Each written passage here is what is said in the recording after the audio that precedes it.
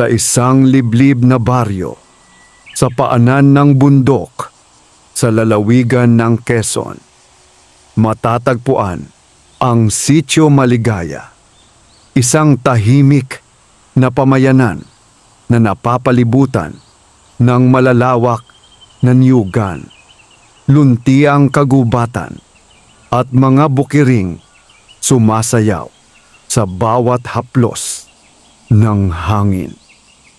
Doon nakatira ang isang binatang nagngangalang Diego. 19 na taong gulang pa lamang si Diego, ngunit tila pasan na niya ang bigat ng buong daigdig sa kanyang mga balikat. Maagang namatay ang kanyang ama dahil sa matinding karamdaman, at makalipas lamang ang 2 taon ay sumunod naman sa kabilang buhay ang kanyang ina. Mula noon, mag-isa na lamang siyang namuhay sa kanilang maliit na kubong, yari sa kawayan at nipa. Wala siyang minanang lupa, salapi o anumang kayamanan.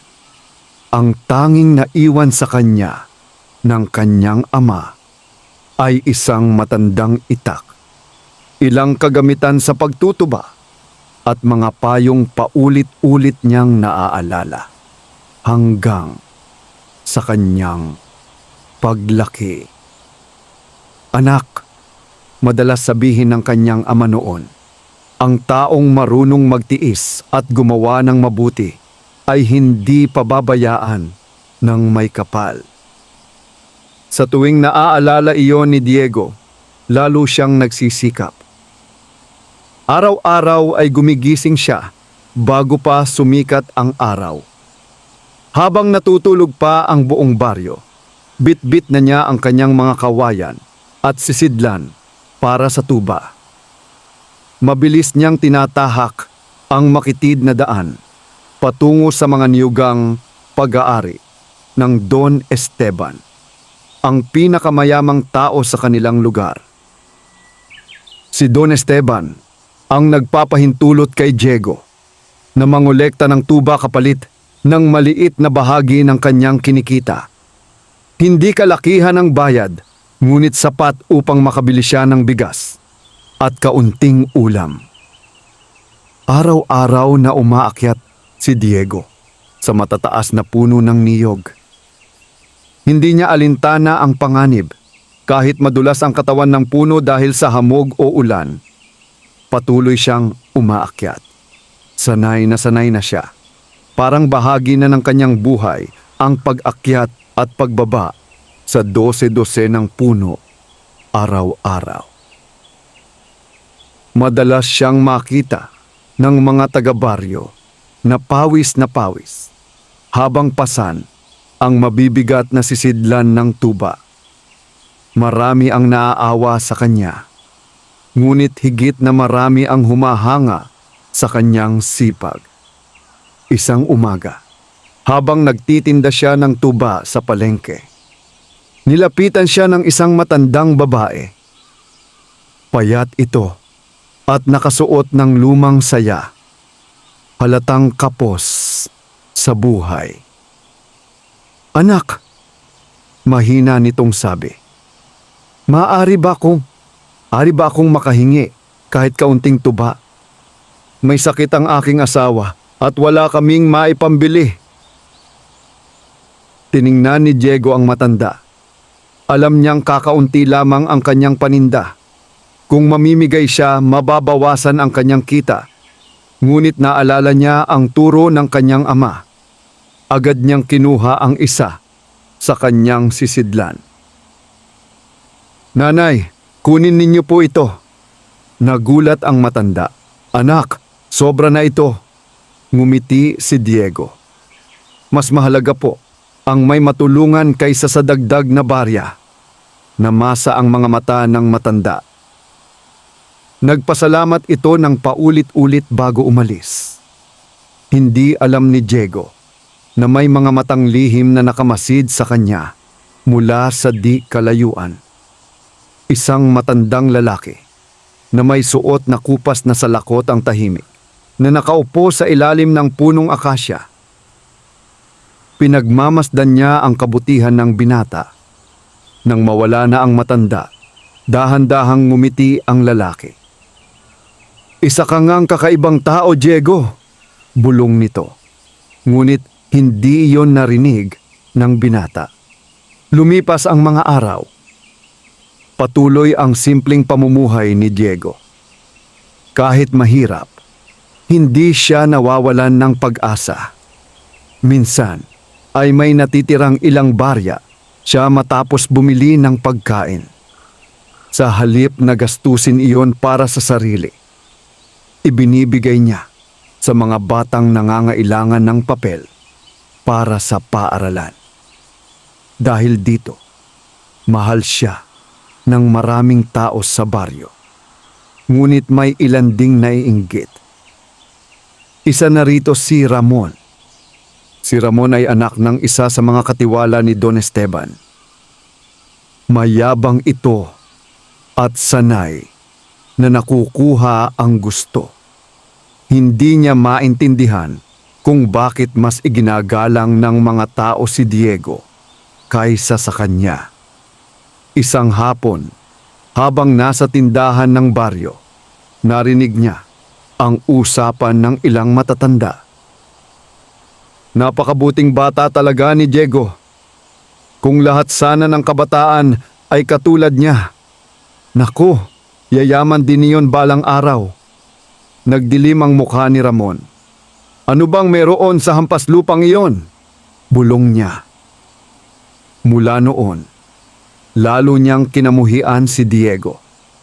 Samantala, hindi naman alam ng binata ang lumalaking inggit laban sa kanya. Abala siya sa paghahanap buhay. Dumating ang tag-ulan. Lumakas ang mga bagyo. Maraming puno ang nasira.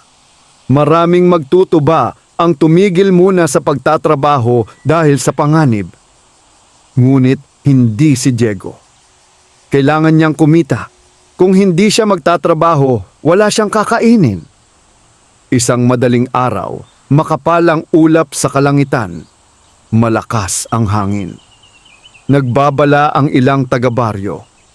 "Diego, huwag ka nang umakyat ngayon. Mapanganib ang panahon." Ngunit ngumiti lamang siya. "Kailangan ko pong subukan." Bit-bit ang kanyang kagamitan. Nagtungo siya sa pinakamalayong bahagi ng niyugan. Naroon ang pinakamatataas na puno. Habang umaakyat siya sa isa sa mga ito, biglang humampas ang malakas na hangin. Umindayog ng matindi ang puno.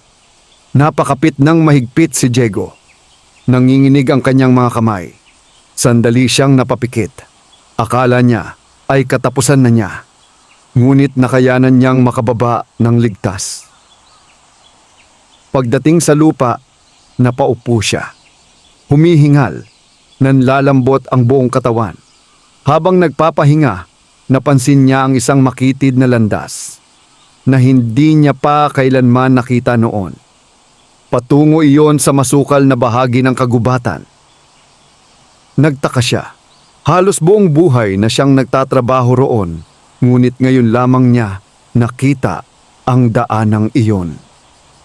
Parang may kung anong humihila sa kanyang kalooban upang sundan ito. Ngunit dahil lumalakas na ang ulan, nagpasya siyang umuwi muna. Habang naglalakad pa uwi, hindi maalis sa isip niya ang kakaibang landas. Kinagabihan, habang nakahiga sa kanyang banig, muli niya itong naalala. Parang may misteryong naghihintay sa dulo nito. Hindi niya alam kung bakit. Hindi niya rin alam na ang landas na iyon ang magiging simula ng pinakadakilang pagbabago sa kanyang buhay. Sa kailaliman ng kagubatan, sa lugar na hindi nararating ng karaniwang tao, may isang nilalang na matagal nang nagmamasid sa kanya. Isang nilalang na hindi tao. Isang nilalang na matagal nang nakatali sa sinaunang lihim ng bundok. At sa unang pagkakataon matapos ang maraming taon, nakita nito ang isang pusong tunay na mabuti.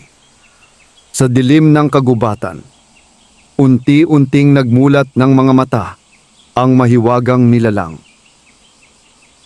At sa kanyang mga labi ay sumilay ang isang ngiti, magdamag na hindi nakatulog ng maayos si Diego. Sa tuwing ipipikit niya ang kanyang mga mata, muli niyang nakikita ang makitid na landas na natuklasan niya sa nyugan. Para bang may hindi maipaliwanag na puwersang patuloy na tumatawag sa kanya.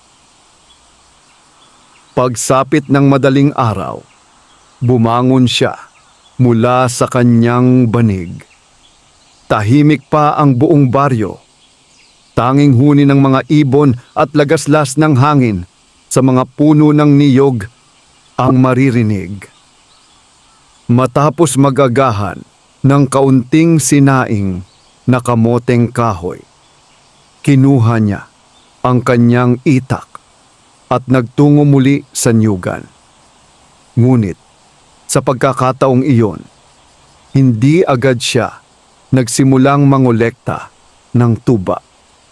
Diretso siyang naglakad patungo sa lugar kung saan niya nakita ang misteryosong daan. Habang papalapit siya, lalo siyang nagtataka. Parang mas malinaw ngayon ang landas. May mga halamang nakatabi rito na tila kusap ang yumuyuko upang bigyang daan ang sinumang nais dumaan. Huminga ng malalim si Diego. Pagkatapos ay nagsimula siyang maglakad. Habang lumalalim siya sa kagubatan, unti-unting nagbago ang paligid.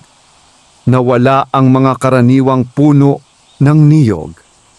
Napalitan ang mga ito ng matatayog na puno ng narra, balete, at iba pang matatandang kahoy na tila daan-daang taon nang nakatayo. Mas malamig din ang hangin, mas tahimik. Parang may kakaibang katahimikang bumabalot sa buong lugar. Makalipas ang ilang minuto, napansin niyang wala na siyang nakikitang bakas ng tao. Wala ring bakas ng kaingin o pangangaso. Mistulang hindi pa naaabot ng sinuman ang bahaging iyon ng kagubatan. Gayunpaman, hindi siya natakot. Sa halip, lalo siyang naengganyo. Patuloy siyang naglakad hanggang makarating siya sa isang maliit na parang sa gitna ng kagubatan. Napahinto siya. Sa gitna ng parang ay may isang napakalaking balete. Mas malaki ito kaysa sa anumang punong nakita niya sa buong buhay niya. Napakalawak ng mga ugat nito. Mistulang mga higanteng ahas na gumagapang sa lupa. Ang mga sanga naman nito ay tila sumasalo sa buong kalangitan. Ngunit higit sa lahat, kakaibang pakiramdam ang bumalot sa kanya nang makita niya ang puno. Parang buhay ito. Parang may nagmamasid mula sa kailaliman ng mga ugat nito. Napalunok si Diego. Dahan-dahan siyang lumapit. Biglang umihip ang malamig na hangin. Kumaluskos ang mga dahon. At sa isang iglap, may narinig siyang mahinang tinig. Matagal kitang hinihintay. Napaatras siya. Mabilis niyang nilingon ang paligid. Who's there? Tanong niya. Walang sumagot. Muling bumalot ang katahimikan. Napakamot siya sa ulo. Marahil ay napagod lamang siya. Marahil ay guni-guni lang iyon. Ngunit bago pa siya makaalis, may napansin siyang kakaiba sa paanan ng balete. May isang maliit na supot na yari sa lumang tela. Maingat niya itong pinulot. Pagbukas niya rito, laking gulat niya nang makita ang ilang pilak na barya sa loob. Napakurap siya. Hindi niya alam kung saan iyon nanggaling. Wala ring tao sa paligid. Tumingin siya sa magkabilang direksyon. May tao po ba rito? Baka may nawalan nito. Walang sumagot. Ilang ulit siyang sumigaw. Ngunit tanging mga ibon lamang ang sumagot sa kanya. Naupo siya sa isang ugat ng balete habang hawak ang supot. Nalilito siya. Malaking halaga na para sa kanya ang laman ng supot. Maaaring sapat iyon upang makabili siya ng pagkain sa loob ng ilang linggo. Ngunit hindi niya maaaring basta na lamang kunin ang hindi kanya. Matagal siyang naghintay. Lumipas ang halos 1 oras. Wala pa ring dumarating. Sa huli, nagpasya siyang dalhin ang supot sa kapitan ng baryo upang mahanap ang tunay na may-ari. Hindi niya alam na mula sa itaas ng balete ay may pares ng matang tahimik na nakamasid sa kanya. At ang mga matang iyon ay puno ng paghanga. Kinahapunan, nagtungo si Diego sa bahay ng kapitan. Ipinakita niya ang supot ng mga barya. Nagulat ang kapitan. "Anak, saan mo ito nakita?" Ipinaliwanag ni Diego ang lahat. Napailing ang matanda. "Wala namang nawawalan ng salapi sa baryo nitong mga nakaraang araw. Kung ganun po, iiwan ko muna ito rito. Sigurado ka?" "Opo, hindi po akin yan." Lalong humanga ang kapitan. Hindi lahat ng tao ay kayang talikuran ang ganitong halaga ng pera, lalo na ang isang mahirap na binata. Nang gabing iyon, mabilis na kumalat sa baryo ang balita. Muli na namang pinuri ng mga tao si Diego. Ngunit lalong nagnganggit-ngit si Ramon. Habang nakaupo sa kanilang bakuran, galit niyang pinagmamasdan ang bahay ng binata. Laging siya ang pinupuri. Para bang wala nang ibang mabuting tao sa baryong ito. Nagsimulang mabuo ang masamang balak sa kanyang isip.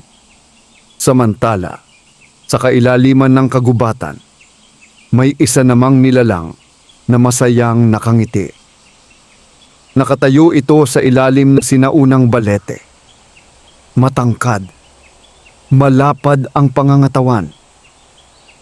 At bagaman anyong tao ang katawan nito, ang ulo ay tila sa isang kabayo. Isa itong tikbalang. Ngunit hindi tulad ng mga tikbalang sa mga nakakatakot na kwento. Hindi ito masama. Sa katunayan, isa itong sinaunang tagapagbantay ng kagubatan. Sa loob ng maraming siglo, pinrotektahan nito ang kalikasan laban sa mga sakim at mapang-abuso. Marami na itong nakilalang tao. Mga mangangahoy, mga mangangaso, mga naghahanap ng kayamanan. Ngunit halos lahat ay nabigo sa mga pagsubok nito. Nadala sila ng kasakiman, ngunit iba si Diego. Sa unang pagkakataon, matapos ang napakahabang panahon, may taong nakapasa sa unang pagsubok. At alam ng tikbalang na ito pa lamang ang simula. "Malinis ang kanyang puso," bulong nito. "Ngunit kailangan ko pang makatiyak." Tumingala ito sa kalangitan. Unti-unting lumitaw ang liwanag ng buwan sa pagitan ng mga ulap. At habang pinagmamasdan nito ang baryo sa malayo, alam niyang nalalapit na ang araw kung kailan tuluyang magtatagpo ang kanilang mga landas. Hindi pa alam ni Diego na may nagmamasid sa kanya. Hindi pa niya alam na ang mahiwagang tikbalang ay naghahanda ng panibagong pagsubok. At ang pagsubok na iyon ay maaaring magbago ng kanyang kapalaran magpakailanman. Makalipas ang ilang araw mula nang matagpuan ni Diego ang supot ng mga pilak na barya sa ilalim ng sinaunang balete. Tila bumalik sa dati ang kanyang buhay. Patuloy pa rin siyang gumigising bago magbukang liwayway. Patuloy pa rin siyang umaakyat sa matataas na puno ng niyog upang mangolekta ng tuba. At patuloy pa rin siyang nagsisikap upang magkaroon ng maayos na pagkain sa bawat araw. Ngunit sa kaibuturan ng kanyang isip, hindi niya makalimutan ang kakaibang kagubatan. Hindi rin niya makalimutan ang malamig na tinig na tila narinig niya sa ilalim ng napakalaking balete. Ilang beses niyang sinubukang kumbinsihin ang sarili na guni-guni lamang iyon. Subalit may bahagi ng kanyang puso na nagsasabing may mas malalim na hiwagang nakatago roon. Isang umaga, habang nagtitinda siya ng tuba sa palengke, muling nakita niya ang matandang lalaking nakasalakot na minsang namataan niyang nakatingin sa kanya. Nakaupo ito sa isang sulok at tahimik lamang na nakamasid. Hindi alam ni Diego kung bakit, ngunit tila pamilyar ang matanda. Para bang matagal na niya itong kilala, kahit ngayon lamang niya ito nakitang mabuti. Nang magtagpo ang kanilang mga mata, ngumiti ang matanda. Lumapit ito. "Magandang umaga, iho." "Magandang umaga rin po." "Tila napakasipag mong binata."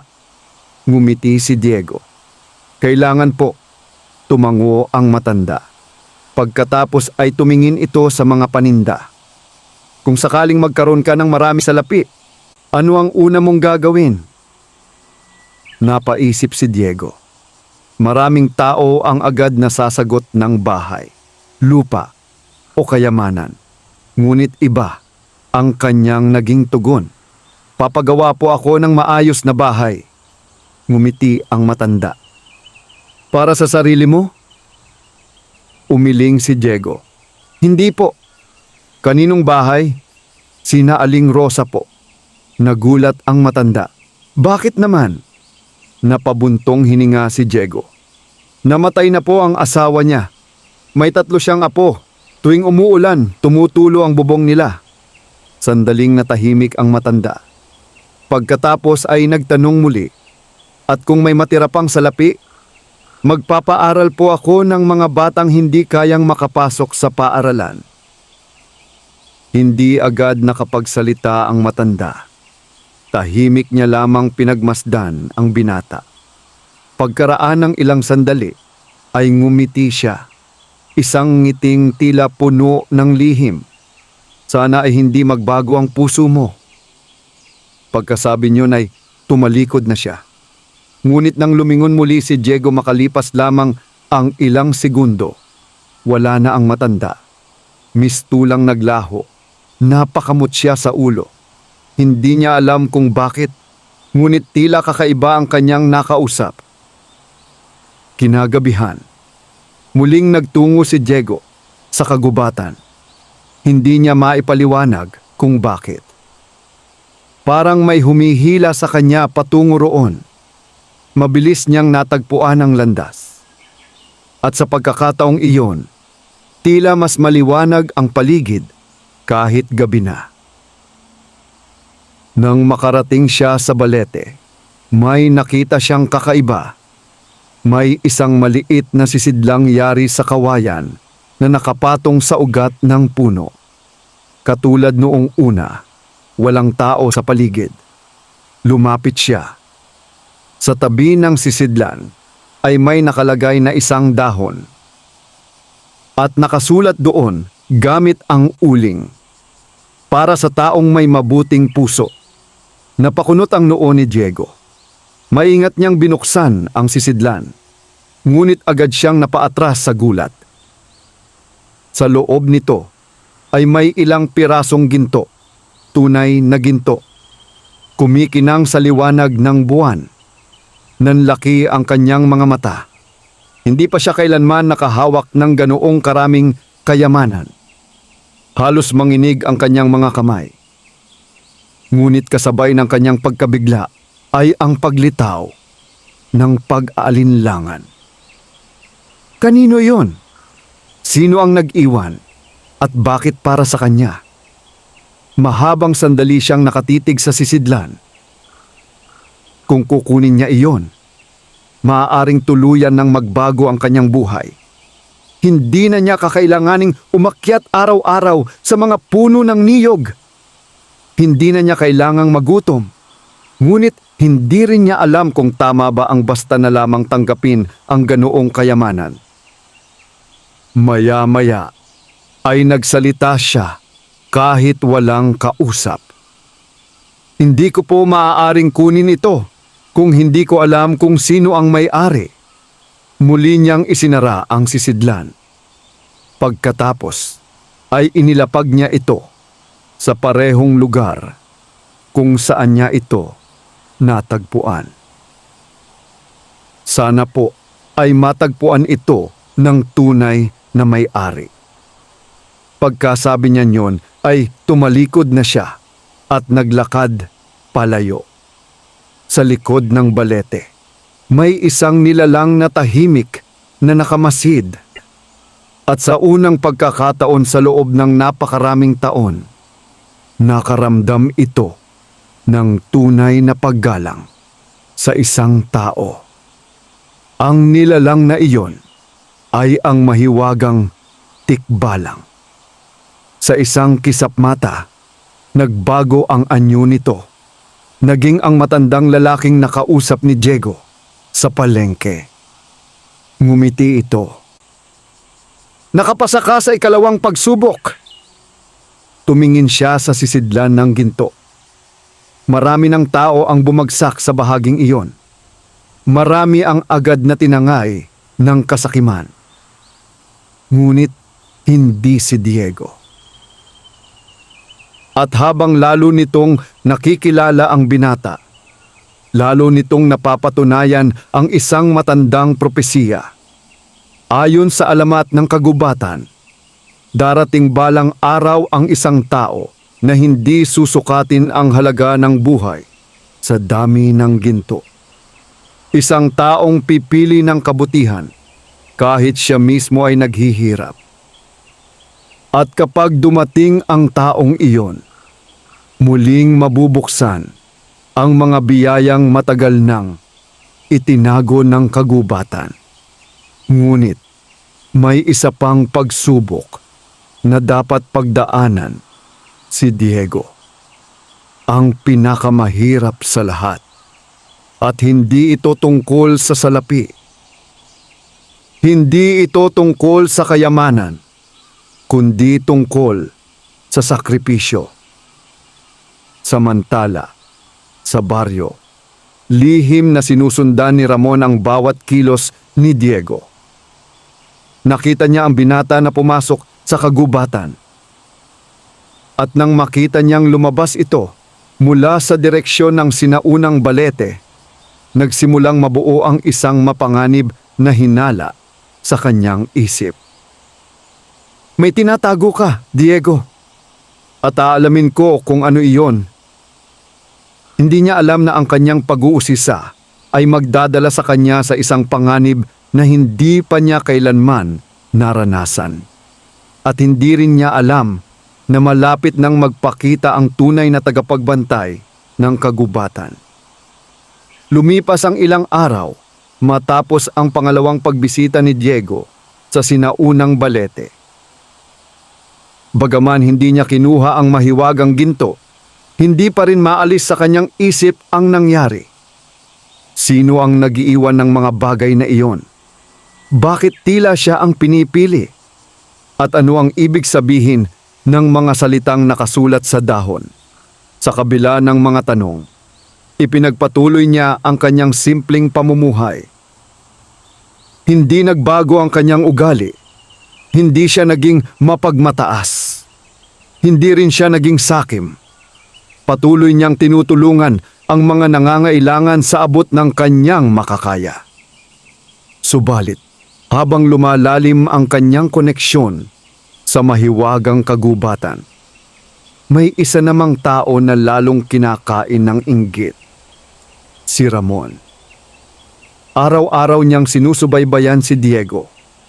Hindi niya matanggap na ang isang mahirap na magtutuba ay higit na iginagalang ng mga tao kaysa sa kanya. Sa kanyang isip, may lihim na dahilan kung bakit tila sinuswerte ang binata. At determinado siyang malaman iyon. Isang gabi, lihim niyang sinundan si Diego hanggang sa gilid ng kagubatan.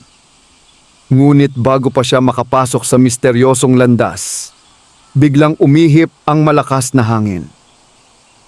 Nag-iba ang anyo ng paligid.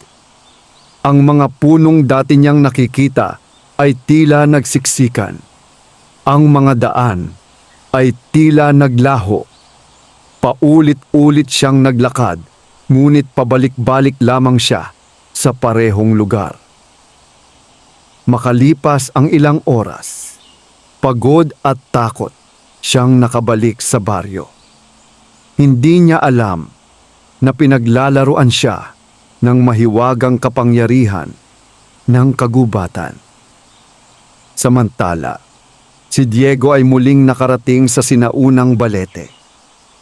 Ngunit sa pagkakataong iyon, may kakaiba siyang nadatnan. Sa ilalim ng puno ay may isang matandang babae. Payat na payat ito. Marumi ang kasuotan at tila nanghihina. Agad siyang lumapit. "Nanay, ayos lang po ba kayo?" Mabagal na tumingin sa kanya ang matanda. "Pakiusap, iho." "Nagugutom ako. 3 araw na akong walang makain." Hindi nag-atubili si Diego. Kinuha niya ang baon niyang pagkain. Iyon lamang ang kanyang tanghalian para sa buong maghapon. May kaunti siyang kanin at pinatuyong isda. Iniabot niya agad iyon sa matanda. "Narito po, pakikain na lamang po ninyo." Nagulat ang babae. "Sigurado ka ba?" "Opo." Ikaw?" Ngumiti si Diego. "Makakaya ko po." Nanlumo ang matanda. "Kahit ikaw ay mahirap, mas mahirap po ang nagugutom." Namasa ang mga mata ng babae. Tahimik itong kumain habang nakatingin sa binata. Matapos nito, muli itong nagsalita. "Kung sakaling may isang taong magbibigay sa iyo ng malaking kayamanan, kapalit ng iyong kabutihan, tatanggapin mo ba?" Napaisip si Diego. Pagkatapos ay marahan siyang umiling. "Kung ang kapalit po ay ang paggawa ko ng mabuti, hindi po iyon tunay na kabutihan." Tila lalong nagulat ang matanda. "At kung mananatili kang mahirap habang buhay?" Ngumiti si Diego. "Mas gugustuhin ko pong maging mahirap na may malinis na konsensya kaysa mayaman na nanakit ng kapwa." Matagal na natahimik ang babae. Pagkaraan ay tumayo ito at sa isang iglap, biglang umihip ang malakas na hangin. Kumaluskos ang mga dahon ng balete. Napatayo si Diego. Nagtaka siya, mabilis siyang napalingon sa matanda. Ngunit wala na ito. Mistulang naglaho. Nanlaki ang kanyang mga mata. Walang taong kayang mawala ng ganoon kabilis. Kasabay nito ay may narinig siyang malalim na tinig mula sa paligid. Hindi lahat ng kayamanan ay sinusukat sa ginto. Napalingon siya sa lahat ng direksyon. "Who's there?" Walang sumagot. Ngunit tila nabalot ng kakaibang liwanag ang buong paligid. Pagkatapos ay muling bumalik ang katahimikan. Hindi alam ni Diego kung ano ang kanyang nakita. Ngunit naramdaman niyang may mahalagang nangyari. Sa kabilang banda, sa kailaliman ng kagubatan, nakatayo ang mahiwagang tikbalang sa ilalim ng buwan. Ang matandang babae ay isa lamang sa mga anyong ginamit nito para subukin ang puso ng binata. At ngayon ay lubos na itong nakatitiyak. Hindi lamang mabait si Diego kapag may nakakakita. Hindi lamang siya matulungin kapag may kapalit. Mabuti siya kahit walang nakatingin. Mabuti siya kahit siya mismo ang nagdurusa. Mabuti siya kahit walang gantimpala. Natagpuan ko na siya. Ito ang unang pagkakataon sa loob ng maraming siglo na nakakita ang tikbalang ng taong karapat-dapat pagkatiwalaan. Ngunit habang natutuwa ito, may paparating namang panganib. Sa kabilang bahagi ng kagubatan, may mga kalalakihang lihim na pumasok dala ang mga palakol. Pinamumunuan sila ng isang sakim na negosyanteng nagngangalang Don Marcelo. Narinig nito ang mga alamat tungkol sa sinaunang balete. Naniniwala siyang may nakatagong kayamanan sa ilalim nito. At handa siyang putulin ang buong kagubatan upang makuha iyon. Hindi niya alam na ang kanyang kasakiman ang magigising sa galit ng mga sinaunang tagapagbantay. At hindi rin niya alam na si Diego ay malapit nang mapasama sa isang tunggaliang magbabago sa kanyang kapalaran magpakailanman. Kinabukasan, maagang nagising si Diego upang simulan ang kanyang pang-araw-araw na pagtutuba. Ngunit habang naglalakad siya patungo sa Niyugan, napansin niyang kakaiba ang kilos ng mga ibon. Karaniwan ay masigla ang kanilang pag-awit tuwing umaga. Ngunit sa araw na iyon, tila balisa ang mga ito. Mabilis silang lumilipad mula sa direksyon ng kagubatan. Maging ang mga unggoy at iba pang hayop ay tila nagmamadaling lumayo. Napakunot ang noo ni Diego. Hindi niya maipaliwanag ang kanyang nararamdaman. Parang may panganib na paparating. Pagdating niya sa Niyugan, nakasalubong niya ang isa sa mga matatandang magsasaka. Hijo, may mga estrangherong dumating kagabi. Saan po? Sa may paanan ng bundok. Dala nila ang maraming kariton at kagamitan. Ano raw po ang pakay nila? Umiling ang matanda. Walang nakaalam. Ngunit sa kaibuturan ng kanyang puso, nakaramdam si Diego ng matinding pag-aalala. Pagkatapos ng trabaho, agad siyang nagtungo sa kagubatan. Habang papalapit siya sa misteryosong landas, may narinig siyang tunog na nagpabilis sa tibok ng kanyang puso. Tok! Tok! Tok! Tunog ng palakol! Napahinto siya. Muli niyang narinig, mas malakas, mas malinaw. Tumakbo siya patungo sa pinagmumulan ng ingay. At nang makarating siya sa isang mataas na bahagi ng kagubatan, nanlaki ang kanyang mga mata. May mga kalalakihang pumuputol ng mga puno. Maraming puno. Ang ilan ay matagal nang nakatayo roon, bago pa man ipinanganak ang kanilang mga lolo. Isa-isang bumabagsak ang mga ito sa lupa. At sa gitna ng mga tao ay naroon ang isang lalaking may mamahaling kasuotan, si Don Marcelo. Kilala siya sa iba't ibang bayan bilang isang mayamang negosyante. Ngunit kilala rin siya sa kanyang kasakiman. Walang titigil, sigaw nito. Kapag nahanap natin ang nakatagong kayamanan, lahat tayo ay yayaman. Nagtaka si Diego. Anong kayamanan? At bakit kailangang sirain ang kagubatan para lamang hanapin ito? Lumapit siya. Ginoo, hindi po tama ang ginagawa ninyo. Napalingon ang lahat. Tiningnan siya ni Don Marcelo mula ulo hanggang paa. At saka ito tumawa. At sino ka naman? Isa lamang pong taga rito. Kung taga rito ka, dapat masaya ka. Magdadala ako ng kaunlaran sa lugar na ito, umiling si Diego. Hindi po kaunlaran ang pagsira sa kagubatan. Nagdilim ang mukha ni Don Marcelo. Huwag mo akong turuan. Alam kong may nakatagong kayamanan dito. At walang makapipigil sa akin. Napabuntong hininga si Diego.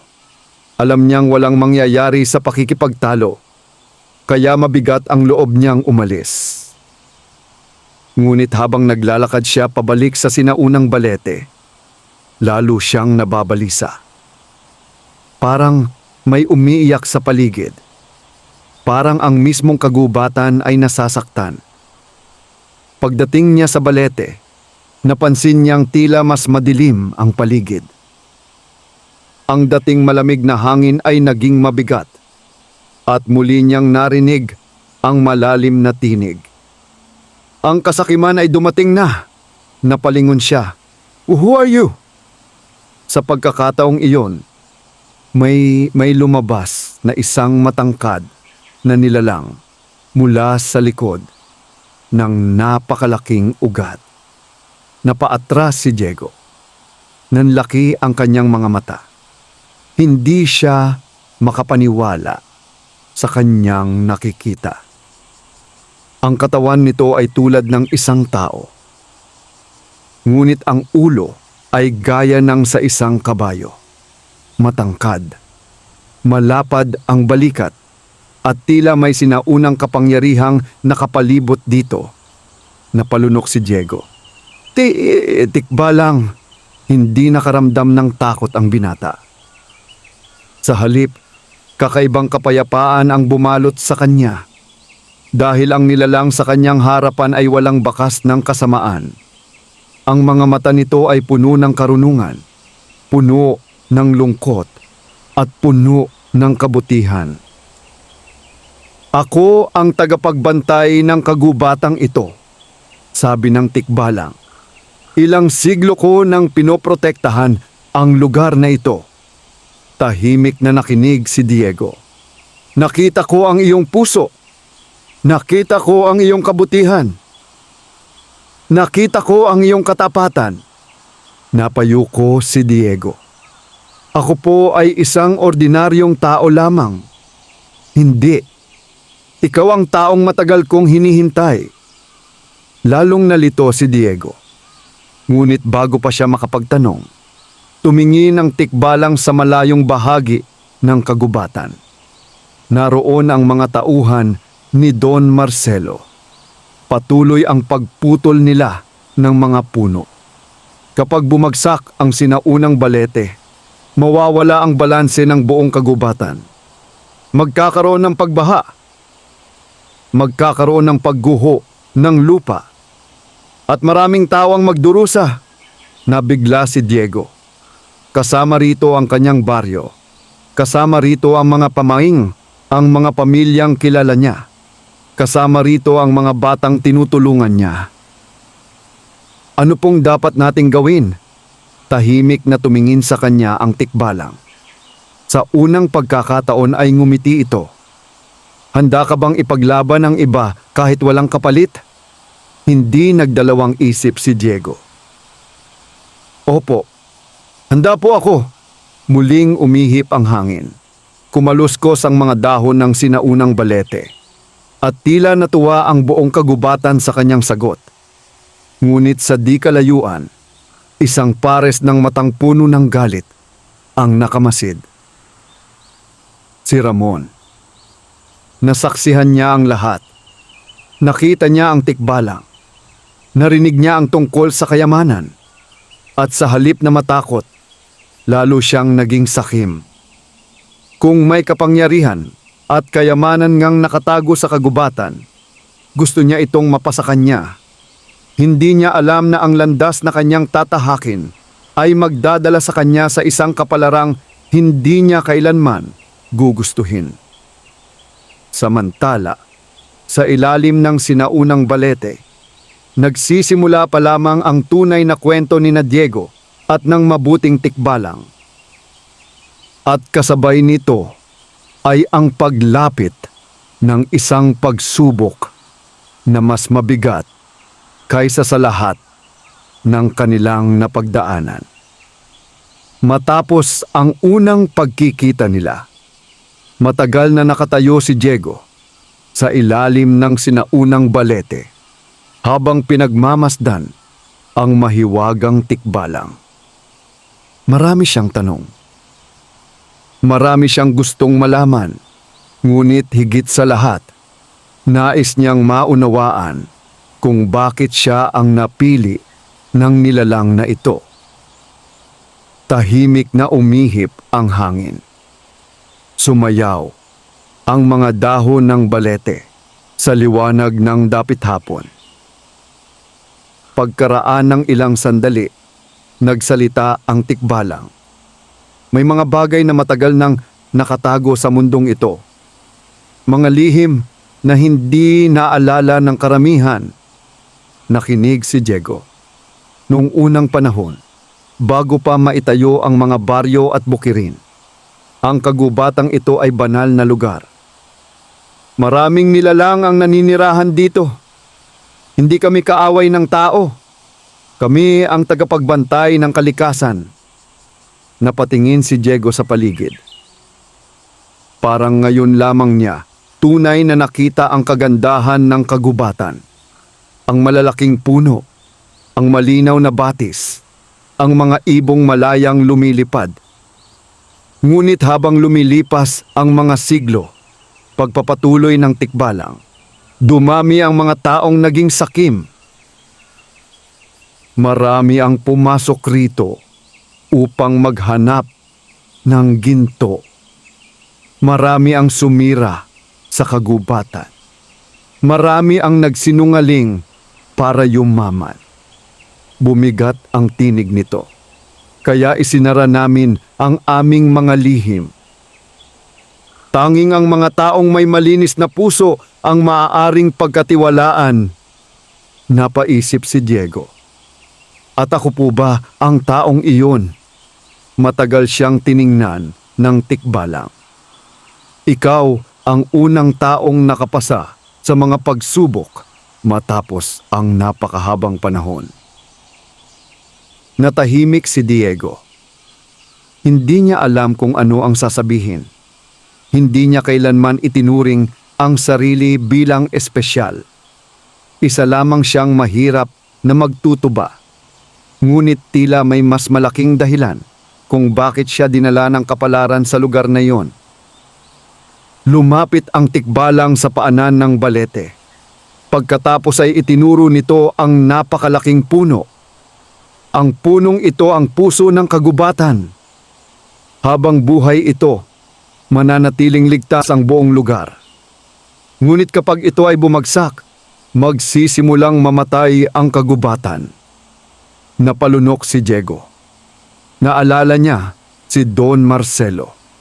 Naalala niya ang mga tauhan nitong pumuputol ng mga puno. Ano po ang mangyayari kung hindi natin sila mapipigilan? Malungkot na tumingin ang tikbalang sa kalayuan. Maraming tao ang mawawalan ng tahanan. Maraming bukirin ang masisira. Maraming buhay ang malalagay sa panganib. Napabuntong hininga si Diego. Ayaw niyang mangyari iyon, lalo na sa mga taong mahal niya.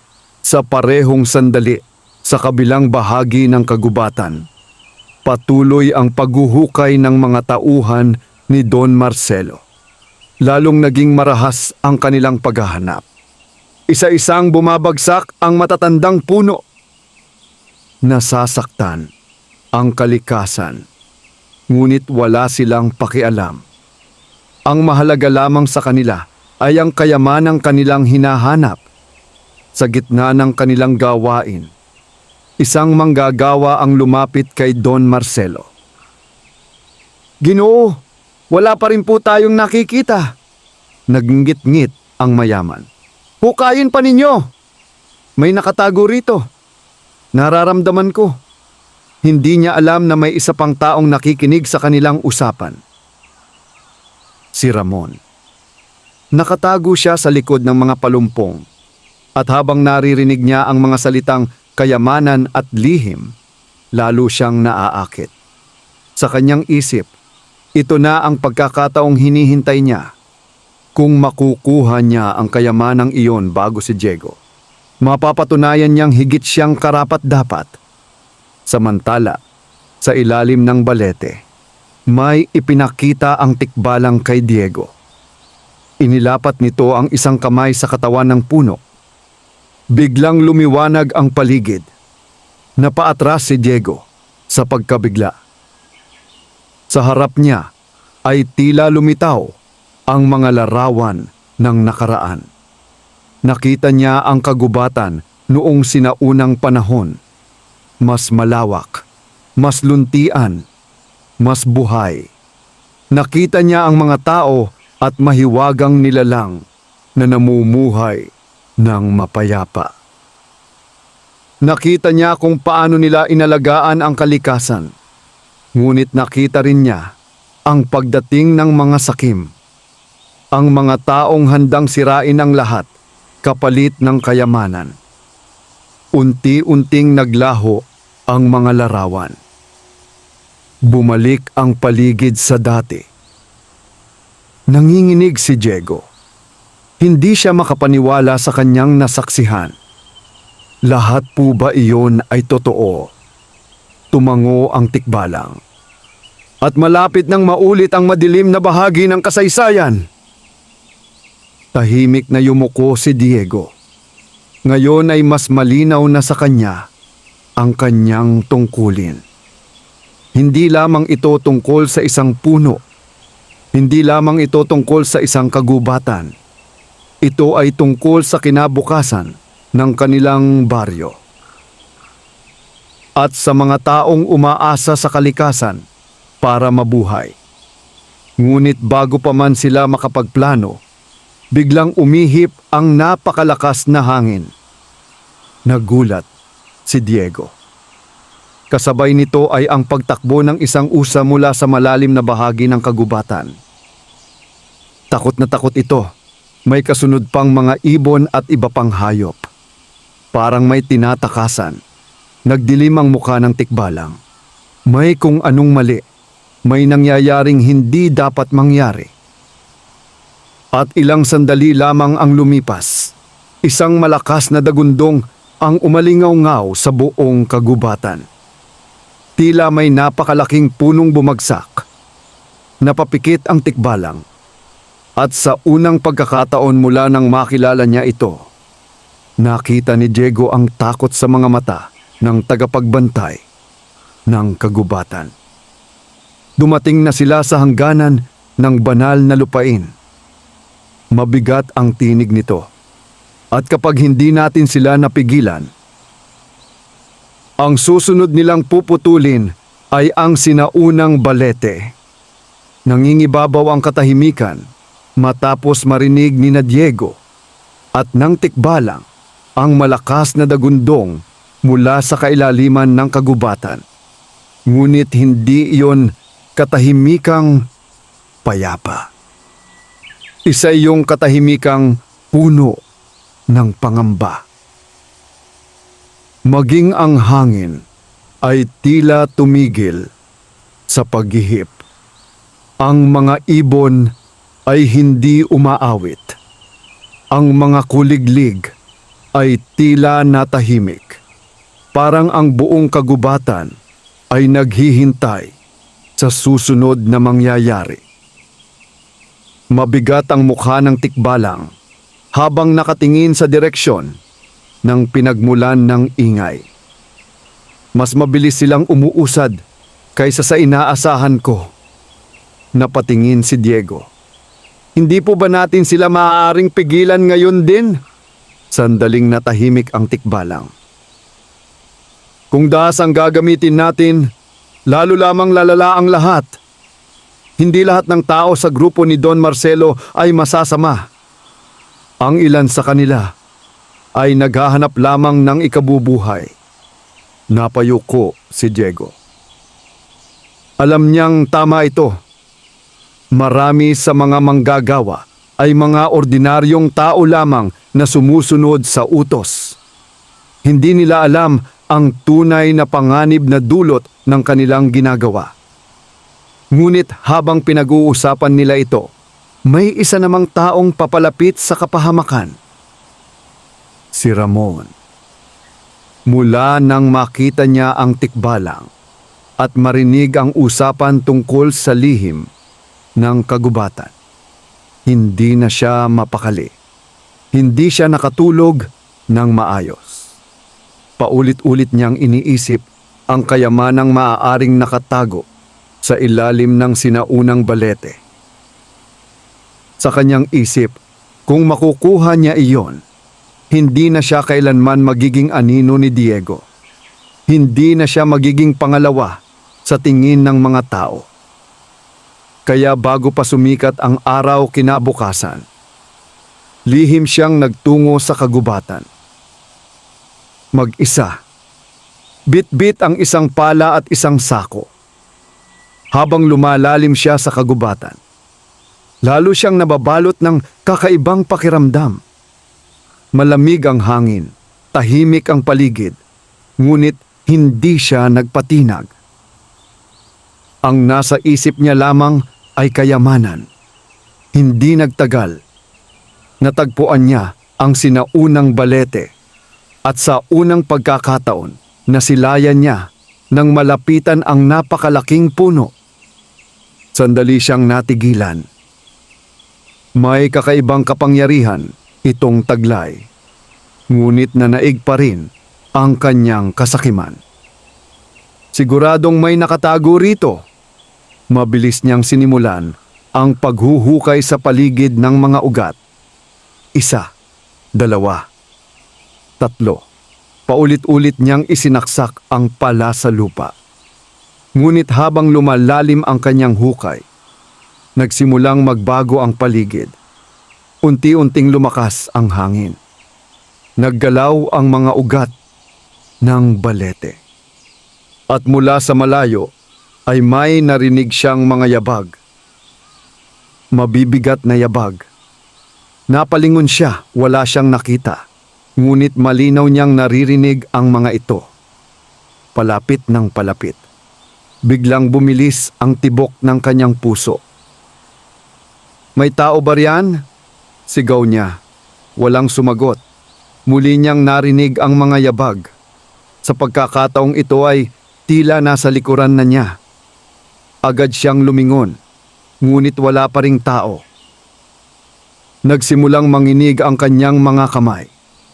Maya-maya ay tila umiikot ang paligid. Ang mga puno ay parang nagbabago ng pwesto. Ang mga landas ay naglalaho. At ang hukay na kanyang ginagawa ay tila kusang natatakpan ng lupa. Nataranta si Ramon. Tumakbo siya. Ngunit habang tumatakbo, lalo siyang naliligaw. Paulit-ulit siyang bumabalik sa parehong lugar. Paulit-ulit niyang nakikita ang parehong ugat ng balete. Parang hindi siya pinapayagang makaalis. Sa kabilang banda, naramdaman ng tikbalang ang nangyayari. Napapikit ito. May pumasok! Napatingin si Diego. Sino po? Ang binatang puno ng inggit. Agad na naisip ni Diego si Ramon. Nabahala siya. Kailangan po natin siyang tulungan. Nagulat ang tikbalang. Matapos ang lahat ng ginawa niya laban sa iyo, tumango si Diego. Hindi po ibig sabihin na pababayaan na natin siya. Matagal na tiningnan ng tikbalang ang binata. Muli na naman itong namangha. Sa bawat pagkakataon, pinipili ni Diego ang kabutihan. Kahit sa mga taong hindi mabuti sa kanya. Hindi na ito karaniwan. Bihira ang ganitong uri ng puso. Mabilis silang nagtungo sa direksyon ni Ramon. Pagdating nila, natagpuan nila itong nakaupo sa lupa. Pawis na pawis. Takot na takot. Halos hindi na makapagsalita. Nang makita niya si Diego, agad siyang lumapit. Tulungan mo ako. Nagpaparamdam ang lugar na ito. Wala akong makita. Hindi na siya mukhang mayabang. Hindi na siya mukhang galit. Isa lamang siyang taong natakot sa bunga ng kanyang kasakiman. Inalalayan siya ni Diego. Huminahon ka. Unti-unting bumalik sa normal ang paligid. Nawala ang mahiwagang kalituhan ng kagubatan. At sa wakas ay nakalabas silang tatlo sa paligid ng balete. Ngunit bago sila tuluyang makaalis, nagsalita ang tikbalang. Sa pagkakataong ito, hindi na nito itinago ang tunay nitong anyo. Nanlaki ang mga mata ni Ramon. Napaatras siya. Halos mawalan siya ng hininga sa pagkabigla. Tikbalang! Tumango ang nilalang. Ang kagubatan ay hindi kaaway ng tao. Ngunit ipinagtatanggol nito ang sarili laban sa kasakiman. Napayuko si Ramon. Wala siyang maisagot. Sa unang pagkakataon sa kanyang buhay, naramdaman niya ang hiya. Ngunit bago pa siya makapagsalita, isang malakas na ugong ang muling umalingaw-ngaw sa buong kagubatan. Mas malakas kaysa dati, mas mabigat. Kasunod nito ay ang pagyanig ng lupa. Napatayo ang lahat, maging ang tikbalang ay napalingon sa malayo. At nakita nito ang bagay na kinatatakutan nito. Sa tuktok ng isang mataas na bahagi ng kagubatan, lumilipad ang makapal na usok. Itim na usok. Napakapal. Napakarami. Parang may nasusunog. Nagdilim ang mukha ng tikbalang. Mas malala ito kaysa sa inaakala ko. Napatingin si Diego. Ano po iyon? Mabigat ang sagot ng tikbalang. Sinusunog na nila ang kagubatan. At sa sandaling iyon, alam nilang nagsimula na ang pinakamapanganib na yugto ng kanilang laban. Nanlaki ang mga mata ni Diego at Ramon habang nakatanaw sa makapal na usok na unti-unting tumatakip sa kalangitan. Mula sa kanilang kinatatayuan, kitang-kita nila ang maitim na ulap na nagmumula sa kailaliman ng kagubatan. Hindi iyon simpleng sigga. Napakalaki ng apoy. At mabilis itong kumakalat, nagdilim ang mukha ng tikbalang.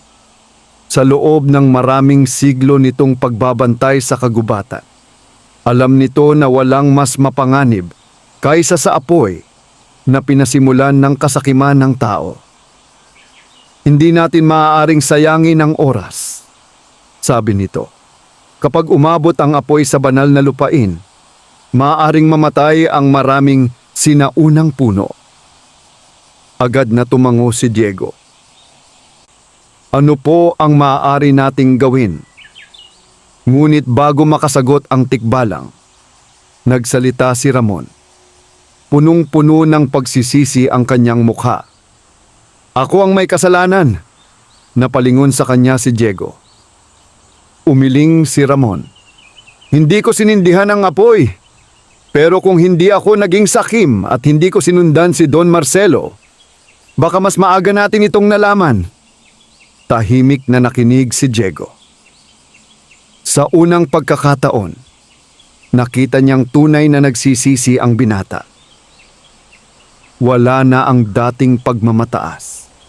Wala na ang inggit. Tanging takot at pagsisisi lamang ang makikita sa kanyang mukha. Inilagay ni Diego ang isang kamay sa kanyang balikat. Ang mahalaga ngayon ay tumulong tayo. Napayuko si Ramon. At sa kauna-unahang pagkakataon, nakaramdam siya ng pasasalamat kay Diego. Mabilis silang nagtungo sa lugar ng sunog. Habang papalapit sila, lalo nilang naririnig ang mga sigawan. Ang mga manggagawa ni Don Marcelo ay nagtatakbuhan. Ang ilan ay may dalang timba ng tubig. Ang iba naman ay pilit na sinusubukang kontrolin ang apoy. Ngunit wala silang magawa Masyadong malakas ang hangin. Masyadong tuyo ang mga dahon at damo. Sa bawat minutong lumilipas, lumalaki ang sunog. Nang makita ni Don Marcelo sina Diego, agad siyang sumigaw. "Ikaw!" Galit na galit ang kanyang mukha. Para bang si Diego ang may kagagawan ng lahat. Ngunit hindi siya pinansin ng binata. Sa halip ay tumingin siya sa paligid. Maraming hayop ang nagsisitakas. May mga ibong naliligaw sa usok. May mga usa at baboy ramo na nagtatakbuhan sa takot. At higit sa lahat, may mga manggagawang naiipit sa gitna ng kaguluhan. Isa sa kanila ay natabunan ng bumagsak na puno. Narinig ni Diego ang sigaw nito. "Walang makalapit! Masusunog tayo!" Ngunit hindi siya nagdalawang isip. Tumakbo siya patungo sa nasugatang manggagawa. "Diego!" sigaw ni Ramon. Ngunit huli na. Pumasok na ang binata sa mapanganib na bahagi ng kagubatan. Makapal ang usok, mainit ang hangin. Halos hindi siya makahinga, ngunit nagpatuloy siya. Nang marating niya ang lalaki, agad niyang inalis ang mga sanga at troso na nakadagan dito. Nasugatan ang kanyang mga kamay. Napaso ang kanyang mga braso. Ngunit hindi siya tumigil.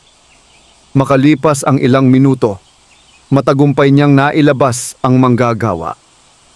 Nagbunyi ang mga tao, ngunit hindi pa tapos ang panganib.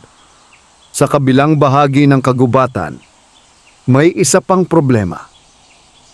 May ilang apoy na mabilis na kumakalat patungo sa direksyon ng sinaunang balete. Nang makita iyon ng tikbalang, bigla itong tumingala sa kalangitan. At sa unang pagkakataon, mula nang makilala siya ni Diego, ginamit nito ang tunay na kapangyarihan ng tagapagbantay. Itinaas nito ang dalawang kamay. Biglang umihip ang napakalakas na hangin. Hindi ito ordinaryong hangin. May dalang kakaibang enerhiya. Ang mga ulap sa kalangitan ay nagsimulang magtipon. Unti-unti, dahan-dahan, hanggang sa nabalot ang buong kagubatan ng makakapal na ulap. Nagulat ang lahat. Maging si Don Marcelo ay napatingala. At pagkatapos ng ilang sandali, bumuhos ang malakas na ulan. Napakalakas. Mistulang may isang higanting timba ng tubig na ibinuhos mula sa langit. Isa-isang humina ang apoy. Unti-unti itong namatay. Hanggang sa tuluyan itong mawala. Nakahinga ng maluwag ang lahat. Ngunit habang ang karamihan ay nagdiriwang dahil sa pag-apula ng sunog, may isang tao ang hindi mapakali, si Don Marcelo. Dahil nakita niya ang nangyari. Nakita niya ang tikbalang. At sa halip na matakot, lalo siyang naging interesado. Sa kanyang isip, kung kayang utusan ng nilalang na iyon ang hangin at ulan. Tiyak na may mas malaking kapangyarihang nakatago sa kagubatan. At kung makukuha niya iyon, mas yayaman pa siya kaysa sa kanyang inaakala. Samantala, matapos ang kaguluhan, tahimik na lumapit ang tikbalang kay Diego. Tiningnan nito ang mga paso sa kanyang mga kamay. Naisugal mo ang iyong buhay para sa isang taong hindi mo naman kilala. Ngumiti si Diego, kahit pagod na pagod. Buhay pa rin po siya. Iyon lamang ang kanyang sagot. Matagal siyang tinitigan ng tikbalang. Pagkatapos ay tumango ito. Parang may mahalagang pasyang nabuo sa isip nito. Malapit na ang panahon. Napakunot ang noo ni Diego. Anong panahon po? Ngunit bago pa makasagot ang tikbalang, muling umalingaw-ngaw ang isang malakas na dagundong mula sa kailaliman ng bundok. Mas malakas kaysa sa lahat ng kanilang narinig noon. Kasabay nito ay ang pagbitak ng lupa sa isang bahagi ng kagubatan. Napatigil ang lahat at mula sa nabuksang bahagi ng lupa ay lumitaw ang isang bagay na matagal nang nakatago sa ilalim ng bundok. Isang sinaunang pintuang bato. Natabunan ito ng lupa sa loob ng napakaraming taon. Ngunit ngayon ay muli itong nasilayan. Namutla ang tikbalang. At sa unang pagkakataon, nakita ni Diego ang matinding pag-aalala sa mukha nito. Sana ay hindi pa huli ang lahat. Mahina nitong bulong dahil alam nito ang lihim na nakatago sa likod ng sinaunang pintuang iyon. At alam din nitong kapag maling tao ang unang nakapasok doon, maaaring magbago ang kapalaran ng buong kagubatan. Matapos lumitaw ang sinaunang pintuang bato mula sa kailaliman ng lupa, tila tumigil ang buong kagubatan sa paghinga. Wala ni isang ibon ang umawit. Wala ring hayop na gumalaw. Maging ang hangin ay tila natigilan. Nakatitig lamang ang lahat sa napakalaking pintuang nakabaon sa gilid ng bundok. Ito ay yari sa maitim na bato na hindi karaniwan sa kanilang lugar. Ang ibabaw nito ay may mga ukit na hindi maunawaan ni Diego. Mga simbolong tila mas matanda pa sa anumang kasaysayang alam ng tao sa kanilang baryo. Habang nakatingin siya rito, nakaramdam siya ng kakaibang paghila sa kanyang damdamin. Parang may tinig na nagmumula sa kailaliman ng bundok. Hindi malinaw ang mga salita, ngunit para bang may nais itong ipaalala. Naputol ang kanyang pag-iisip nang magsalita ang tikbalang. "Huwag lalapit!" Mabigat ang tinig nito. Napatingin si Diego. Bihira niyang makita ang tikbalang na ganito kaseryoso. Ano po ba talaga ang lugar na ito? Matagal na nanahimik ang nilalang. Parang pinipili nito ng mabuti ang bawat salitang sasabihin. Pagkaraan ng ilang sandali, humarap ito kay Diego. Bago pa man maitayo ang mga unang bayan sa lupaing ito, mayroon ng mga tagapag-ingat ng kalikasan. Hindi lamang kami mga tikbalang, may iba pang sinaunang nilalang. Nagtulungan kami upang mapanatili ang balanse ng mundo. Tahimik na nakinig si Diego. Sa loob ng bundok na yan ay may isang lihim na ipinagkatiwala sa amin ng aming mga ninuno. Hindi yon simpleng kayamanan. Higit na mahalaga yon kaysa ginto. Napakunot ang noo ni Diego. Kung hindi kayamanan, ano kaya iyon? Ngunit bago pa siya makapagtanong, may narinig silang yabag. Maraming yabag. Mabilis silang napalingon. Mula sa likod ng mga puno ay lumitaw si Don Marcelo at ang ilan sa kanyang mga tauhan. Halata sa kanilang mga mukha ang pananabik. Nakita rin nila ang pintuan. At tulad ng inaasahan ng tikbalang, agad na sumiklab ang kasakiman sa kanilang mga mata. "Tama ako," sigaw ni Don Marcelo. "May nakatagong ang lihim dito." Mabilis siyang lumapit sa pintuan. Ngunit bago pa siya makadikit dito, biglang humarang ang tikbalang. Nagulat ang mga tauhan. Ang ilan ay napaatras. Ngayon lamang nila nakita ng malinaw ang mahiwagang nilalang. Namutla ang karamihan, ngunit si Don Marcelo ay hindi natinag. Sa halip, ngumisi siya. "Kaya pala, Ikaw ang nagtatago ng kayamanan. Umiling ang tikbalang. Ang hinahanap mo ay hindi para sa iyo. Tumawa si Don Marcelo. Ang lahat ay may halaga. Sabihin mo kung magkano. Tahimik na tiningnan siya ng tikbalang. Pagkatapos ay sinabi nito ang mga salitang nagpatahimik sa paligid. Ang taong naghahanap lamang ng kayamanan ay hindi kailanman magiging karapat-dapat sa lihim na nasa loob. Nagdilim ang mukha ni Don Marcelo. Galit na galit siya sa unang pagkakataon sa kanyang buhay. May tumangging magpasakop sa kanyang kagustuhan. Kunin ninyo ang nilalang na yan! Sigaw niya sa kanyang mga tauhan. Nagkatinginan ang mga manggagawa. Walang gustong lumapit. Takot sila. Ngunit dahil sa pangamba sa kanilang amo, may ilan pa ring humakbang. Sa sandaling iyon, lumakas ang hangin. Biglang umuga ang lupa. At mula sa paligid ng sinaunang pintuan ay nagsimulang kumislap ang mga ukit sa bato. Tumigil ang lahat.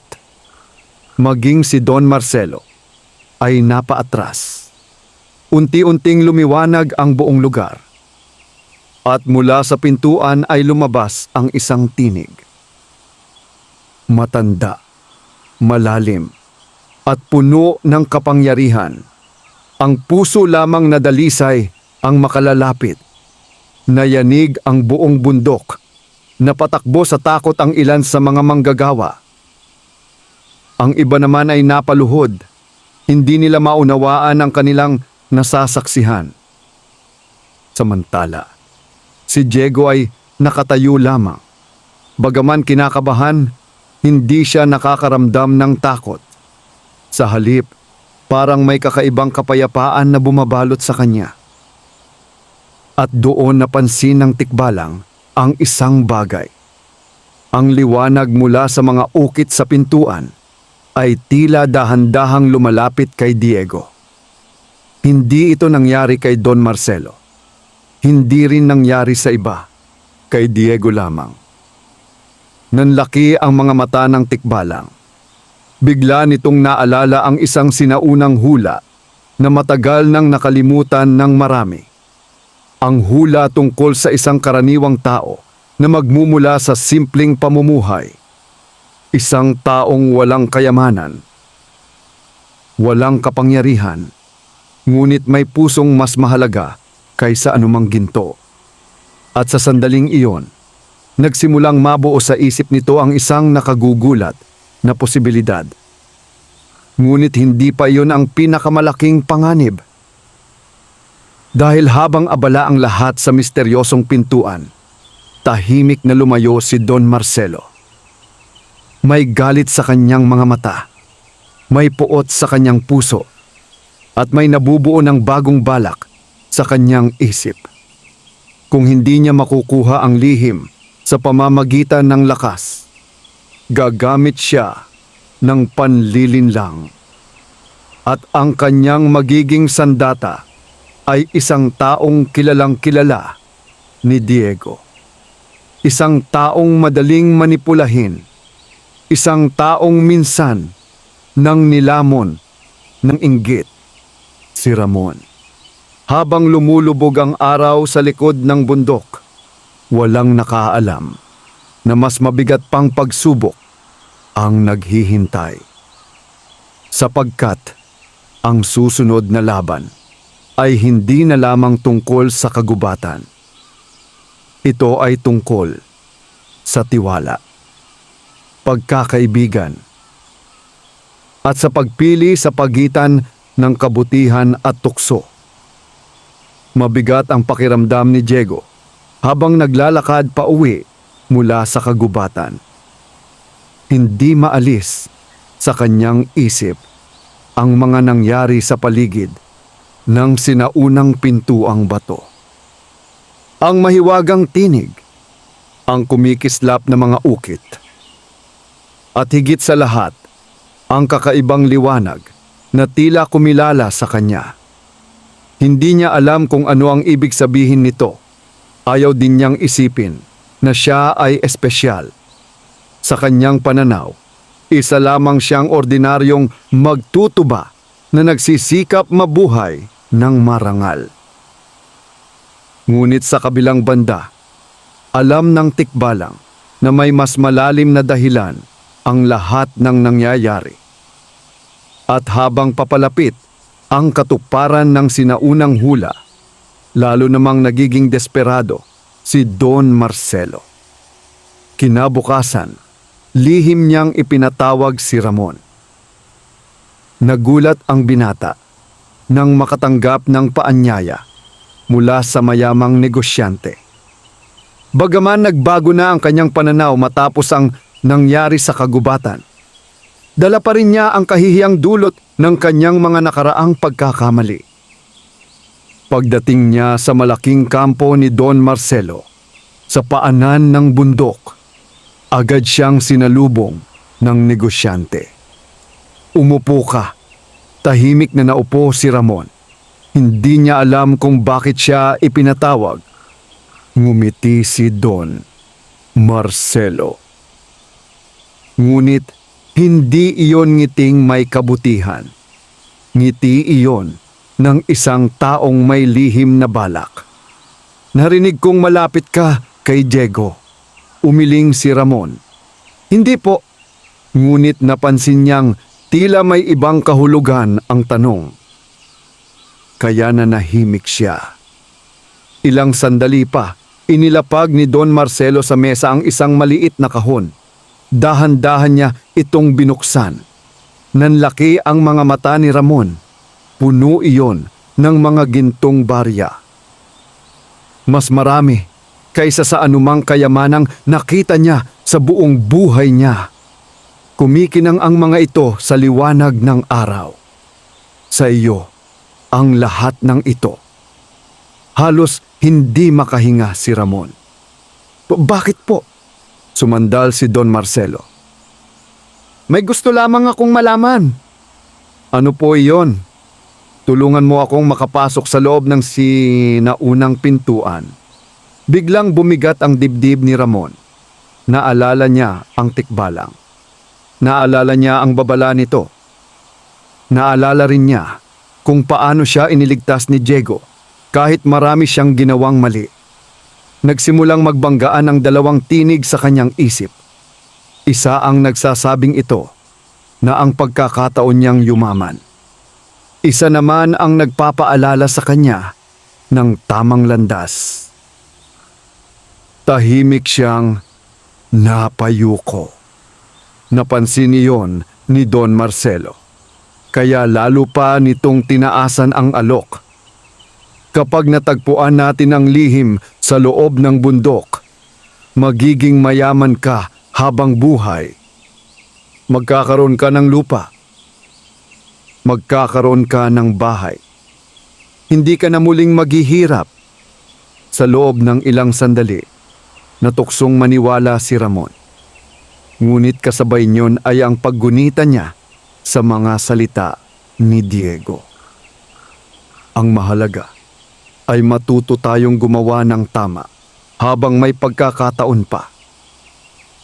Mahigpit niyang ipinikit ang kanyang mga mata. Pagkatapos ay tumayo siya. Hindi ko po magagawa. Nawala ang ngiti ni Don Marcelo. Ano? Hindi ko po kayo tutulungan. Unti-unting nagdilim ang mukha ng negosyante. Pinag-iisipan mo ba ang sinasabi mo? Tumango si Ramon. Opo. At bakit? Huminga ng malalim ang binata. Dahil mali po ang ginagawa ninyo. Biglang tumayo si Don Marcelo. Galit na galit ito. Ngunit hindi na umatras si Ramon. Sa unang pagkakataon, pinili niya ang tama kahit may kapalit na malaking kayamanan. Mabilis siyang umalis sa kampo. Paglabas niya, pakiramdam niya ay nabunutan siya ng tinik sa dibdib. Ngunit hindi niya alam na hindi pa tapos ang laban. Samantala, sa kagubatan, muling nakipagkita si Diego sa tikbalang sa ilalim ng sinaunang balete. Tahimik ang paligid. Ngunit nararamdaman nilang may paparating na malaking pagbabago. Nakikita ko ang paglapit ng panahon, sabi ng tikbalang. Anong panahon po? Ang nilalang ay tumingin sa direksyon ng bundok. Ang panahon ng pagpili, napakunot ang noo ni Diego. Pagpili po ng ano? Tumahimik muna ang tikbalang bago sumagot. Sa likod ng sinaunang pintuan ay nakatago ang isang pamana. Hindi ito ginto, hindi rin ito alahas, kundi isang biyayang kayang magbigay ng kasaganaan sa buong lupain. Nagulat si Diego. Paano po iyon? Ang lihim na iyon ang dahilan kung bakit nanatiling mataba ang lupa, masagana ang tubig, at luntian ang kagubatan sa loob ng maraming siglo. Napatitig si Diego sa bundok. Ngayon ay nauunawaan na niya kung bakit gustong makuha iyon ni Don Marcelo. Kung mapapasakamay ng maling tao ang lihim na iyon, maaaring gamitin ito para sa pansariling kapakinabangan at maraming tao ang maaaring magdusa. Maya-maya ay napansin niyang tila may kakaibang liwanag na muling sumisinag mula sa direksyon ng sinaunang pintuan. Mas maliwanag kaysa dati. Mas malakas. Kasabay nito ay ang pag-ihip ng malamig na hangin sa buong kagubatan. Tumayo ang tikbalang. Naging seryoso ang mukha nito. Dumating na ang sandali. Napatingin si Diego. Sa malayo, nakita nilang unti-unting bumubukas ang sinaunang pintuang bato. Kasabay nito ay ang pagyanig ng lupa. At mula sa kailaliman ng bundok ay may lumabas na ginintuang liwanag na tumama diretso sa kalangitan. Napatigil ang lahat ng tao sa baryo. Maging ang mga manggagawa ni Don Marcelo ay natigilan. Parang buong mundo ay nakamasid sa nangyayari. At habang unti-unting bumubukas ang pintuan, may isang sinaunang tinig na muling umalingaw-ngaw sa buong kagubatan. Dumating na ang tagapagmana. Nanlaki ang mga mata ng tikbalang. Napahawak si Diego sa kanyang dibdib. Dahil sa unang pagkakataon, naramdaman niyang ang tinig na iyon ay hindi lamang nagsasalita sa lahat. Ito ay direktang tumatawag sa kanya. At sa likod ng bumubukas na pintuan ay naghihintay ang lihim na tuluyang magbabago sa kanyang kapalaran. Habang unti-unting bumubukas ang sinaunang pintuang bato, lumakas ang ginintuang liwanag na nagmumula sa loob nito. Napatigil ang lahat ng tao sa paligid. Dahan-dahang lumakad si Diego patungo sa pintuan. Kasunod niya ang mabuting tikbalang. Pagpasok nila sa loob, tumambad ang isang napakalawak na bulwagan na yari sa sinaunang bato. Sa gitna nito ay may isang bukal na kumikislap na tila gawa sa liwanag. Hindi ito bukal ng ginto. Hindi rin ito bukal ng mga mamahaling hiyas. Ito ang bukal ng kasaganaan. Ipinaliwanag ng sinaunang tinig na ang bukal na iyon ang pinagmumulan ng kasaganahan ng buong lupain. Habang ito ay inaalagaan ng mga taong may mabubuting puso, mananatiling masagana ang tubig, mataba ang lupa, at sagana ang ani ng mga tao. Ngunit kapag napunta ito sa mga sakim, unti-unting mamamatay ang kalikasan. Muling nagsalita ang tinig. Diego, ikaw ang napili hindi dahil ikaw ay pinakamalakas o pinakamayaman. Ikaw ang napili dahil ang iyong puso ay marunong magmahal at magsakripisyo para sa iba. Kasabay nito ay lumutang ang isang maliit na sisidlang kristal mula sa bukal. Ipinagkatiwala ito kay Diego bilang bagong tagapag-ingat ng biyaya ng bundok. Ngunit sa halip na kunin para sa sarili, lumuhod si Diego. Hindi ko po nais ang kayamanan para sa aking sarili. Ang hiling ko lamang ay umunlad ang aming baryo at maging maayos ang buhay ng mga tao. Sa sandaling iyon, lalong lumiwanag ang buong bulwagan. Napatunayan ni Diego ang kadalisayan ng kanyang puso. Sa labas ng bundok, biglang bumukalang maraming malinaw na tubig sa iba't ibang bahagi ng lupain. Naging mas mataba ang mga bukirin. Dumami ang bunga ng mga puno. Naging masagana ang ani ng mga magsasaka. Samantala, si Don Marcelo ay nagsisi sa kanyang mga nagawang kasakiman. Humingi siya ng tawad sa mga taong kanyang nasaktan at tumulong sa muling pagtatanim ng mga punong kanyang ipinaputol. Si Ramon naman ay naging isa sa pinakamalapit na kaibigan ni Diego. Tinulungan niya ang binata sa mga proyekto para sa baryo at tuluyang iniwan ang kanyang inggit. Lumipas ang mga taon. Dahil sa biyayang ipinagkatiwala sa kanya, nagtayo si Diego ng paaralan para sa mga batang mahihirap. Maliit na pagamutan para sa mga nangangailangan at mga patubig para sa mga magsasaka.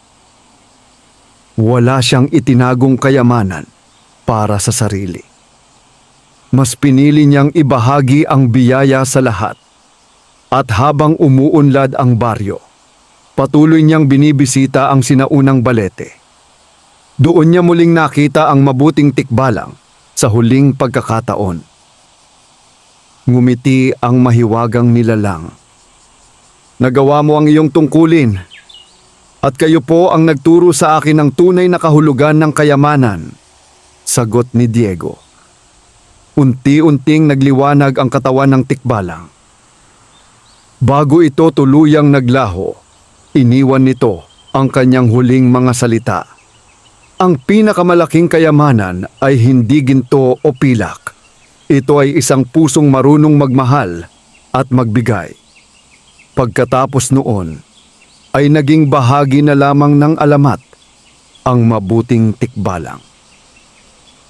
Ngunit sa bawat pag-ihip ng hangin, sa paligid ng sinaunang balete, naniniwala ang mga tao na binabantayan pa rin nito ang kagubatan. At si Diego, ang dating mahirap na magtutuba, ay naging pinakamayamang tao sa kanilang lupain, hindi dahil sa dami ng kanyang salapi, kundi dahil sa dami ng buhay na kanyang natulungan. Wakas.